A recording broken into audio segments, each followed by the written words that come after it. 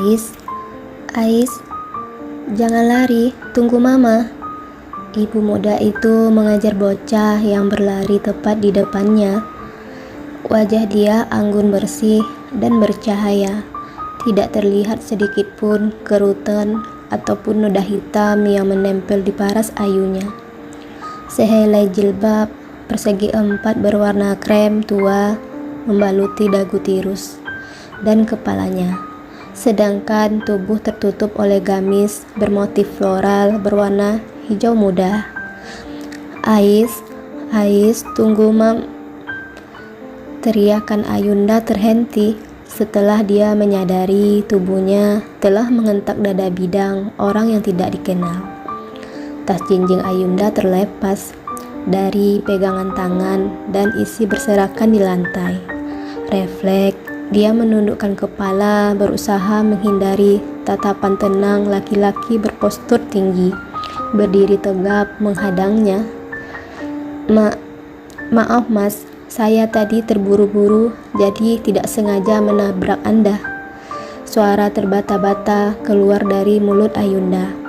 Tak berselang lama, dia mengalihkan pandangan, bergegas berjongkok, mengutip barang yang berserakan di lantai dan memasukkan ke dalam tas kulit berwarna hitam. Namun, pria dewasa tersebut memilih bungkam sambil mengamati gerak-gerik Ayunda. Maaf mas, saya pamit. Ayunda buru-buru bangkit lalu menatap sejenak ke arah pria tersebut. Ayunda berlari kecil menoleh ke sana kemari mencari keberadaan anak perempuan berumur 6 tahun. Sementara Excel baru saja menyadari ada benda persegi panjang yang tergeletak tidak jauh dari tempat dia berdiri yang sedang dilalui para pengunjung di dalam mal tersebut. Dia mengambil dompet itu dan tertegun sejenak dengan mengukir raut wajah kebingungan. Dia mengangkat kedua alis tebal yang menghiasi wajah tampannya. What? Apakah dompet ini milik wanita tadi? Dia menduga-duga. Excel pergi ke tempat penjagaan keamanan, ingin menyerahkan barang itu. Mungkin suatu saat pemiliknya akan mencari dan menanyakan kepada pelayan keamanan mal tersebut, pikirnya. Di saat bersamaan handphone Excel berdering, dia menghentikan langkah dan merogoh ponsel di saku celana jeansnya. Halo tuan, sesak nafas nyonya kumat lagi. Tanpa memberi jawaban, Excel bergegas mematikan telepon, serta merta berlari keluar sangat tergesa-gesa menuju tempat parkir mobilnya. Bagaimana kondisi mami saya, dok?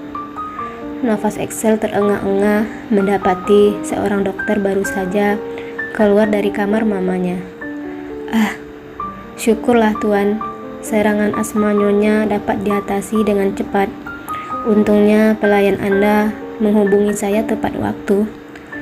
Oh my god, thanks so much, dok, telah menyelamatkan mama saya. Excel menghela nafas lega setelah mendengarkan penjelasan dokter pribadi ibunya. Dokter ubanan itu mengangguk pelan, diiringi senyuman kecil dan berkata, Tuan Excel, mamimu perlu istirahat yang cukup dan hindari stres yang dapat memicu penyakitnya. Dokter parubaya itu menyentuh pundak Excel, kemudian bersalaman untuk pamit. Sementara Excel memberi respon dengan anggukan kecil. Nyonya Eliza terbaring lemas di sudut ranjang sambil menatap keberadaan putra satu-satunya yang berdiri di depan pintu. Excel melangkah pelan mendekati ibunya. Nyonya Eliza keturunan orang Jerman asli, sementara Papa Excel, Evandi Salman, keturunan campuran Arab dan Sunda asli.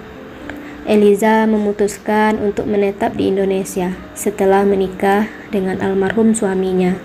Maka tidak asing lagi wajah Excel mewarisi perpaduan wajah blasteran Jerman dan Arab Timur Tengah. Postur tubuh tinggi, bahu lebar, dan dada bidang, serta alis hitam tebal membujur di bawah jidatnya, sedangkan bola mata berwarna kebiruan, kulit sawo matang. "Honey, come here." Eliza menatap putranya dengan pandangan mata sayu. Senyuman kecil yang dipaksakan tidak bisa menutupi kegalauan hatinya. Dia refleks meraih jari jemari putranya. "Axel, apakah kamu masih mengingat kejadian dan perkataan Mami 3 tahun yang lalu?" Axel menoleh ibunya sejenak, kemudian memilih diam. Pertanyaan ibunya adalah sebuah sentilan kepadanya. Dia sendiri tidak mungkin akan melupakan peristiwa 3 tahun yang lalu. Justru semua kejadian itu masih segar di dalam ingatannya. Nyonya, Tuan Effendi Salman dan asisten Zafran mengalami kecelakaan. Kondisi beliau dan asisten sangat kritis." "What?" Eliza terkejut, refleks bangkit dari duduknya, berlari tergesa-gesa ingin menuju ke lokasi kejadian. Namun, korban telah dilarikan ke rumah sakit. 2 ranjang ditiduri 2 pasien kondisi sekarat. Sementara di sudut lain, Eliza menangis terisak-isak, mendapati tubuh Effendi terbujur kaku, tidak bernyawa lagi. Kain putih telah menutupi wajah suami tercintanya. "Permisi Nyonya, maaf mengganggu. Saya menemukan kertas ini di saku baju Tuan," ujar seorang dokter menyela, lalu menyerahkan sepucuk surat kepada Eliza. Dokter itu merogoh saku seragamnya dan memberi selembar surat kepada Eliza.